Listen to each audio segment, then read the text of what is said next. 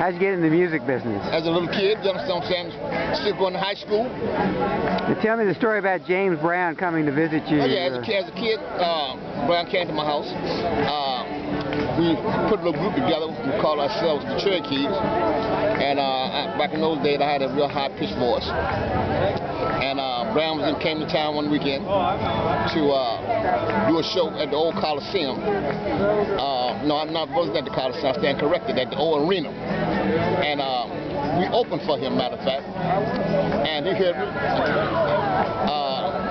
Came to my house and asked my mom if I could tour with the James Brown Review. And at the time being, my mom said, Mr. Brown, you can take him anywhere you want, as long as he's at Armstrong High School when the bell rings the next morning. So upon my graduation year, 1962, went to New York to record our first hit recording. We couldn't record underneath the name of the Cherokees, so we had to change the name to the John Mills.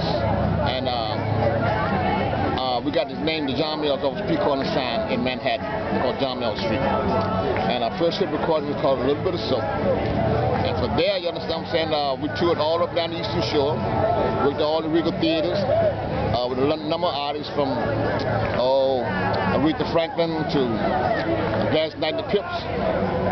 Stayed on the road singing for 15 years, then I got married, came off the road, started raising kids. One of the fellas got killed in the group, and we reformed the group, and then we called ourselves the Impacts. And we sung locally through Richmond for quite some time. So I've been in the music industry, man, just so I say all my life. Tell me about Aretha Franklin, your experiences with her. Well, Aretha, as you know, come from a spiritual background. Started singing with her father, the Reverend C.L. Franklin in church out of Chicago, Illinois. Aretha had such a beautiful, powerful young voice as a young girl coming up through the years.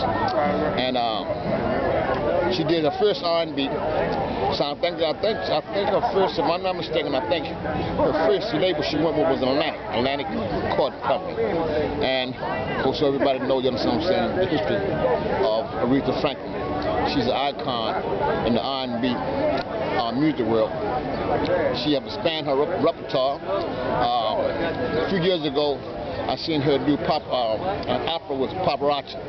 So the lady is very, very, very talented. So, but the music over the years have changed a hell of a whole lot in recent years. Today, you understand what I'm saying, I don't think there's, I'm going to say there are a few good artists that are left in the recording industry. But now, you understand what I'm saying, it's about really making money. There's not no real good artists, in my opinion. This is my personal opinion.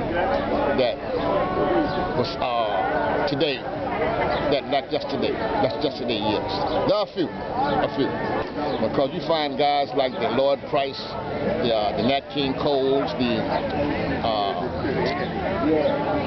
old guys, the pioneers, you understand what I'm saying, the music industry. Well, doesn't that describe you? Yes, yeah, that describes me also. I like to think, you know what I'm saying, I was one of those fellas. But also you have some real good artists, man, that came out of the city right here that people may not be aware of, such as Shep and the Lamplights, who was opening act for Lena Horne. Lena Horne took them with her, and they was the opening act for Lena Horne Review back in the 60s. Also, you had the Monterey's and a bunch of other good groups. And also even the guy, fella that does the commercials now on TV, Just the Boy. He had a little young group out in there called the Hollows. He had a hit recording that was out. So there was a lot of good artists that came out of the city right here. And even from not only the city, but out of the state of Virginia. Ella Fitzgerald, Gary U.S. Barnes out of Norfolk.